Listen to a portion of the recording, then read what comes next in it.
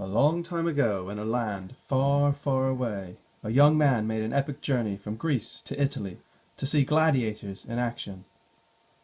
They were fresh out of A and B list animals, so C list animals starred in this show.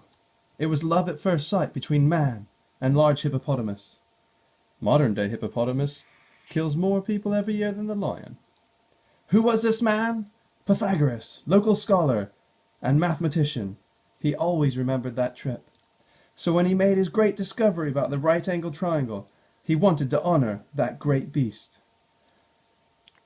So the side opposite the right angle, if you shoot the arrow across, is always the longest side.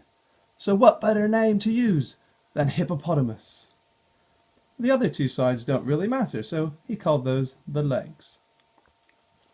So if you take each leg and you draw a square from the leg, we draw a square out of that leg, we add those two areas together. That equals the hippopotamus squared. We take this side and we draw a square. So the red area is equal to the two blue areas. So he wanted to call it leg squared plus leg squared equals hippopotamus squared. He even drew this picture, found in his diary many centuries later, a first attempt at a memory aid for his great theorem. And he wanted to unveil his discovery to the masses at his school, Pythagoras. He invited the whole town, but only his faithful students showed up. Worried he'd be angry, they invited everyone in the local pubs, bribing them with kegs of beer after the show for free. Nervous and overexcited, he showed this picture and said, "Leg squared plus leg squared equals hippopotamus squared." "What?" they shouted. "What is he saying? Leg squared plus leg squared equals hippopotamus squared. Speak up, old man. Leg squared plus leg squared equals hippopotamus squared." "What is he talking about?" they shouted.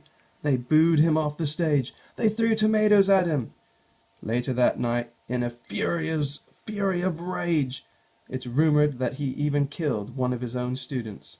He was so angry. And what those people heard that night was this: leg squared plus leg squared equals hypotenuse squared. So his great theorem got changed. Poor, poor Pythagoras. So to hear an easy and simple trick for how to calculate those missing sides, watch the next version. Until then, I hope you enjoyed my mythical histories.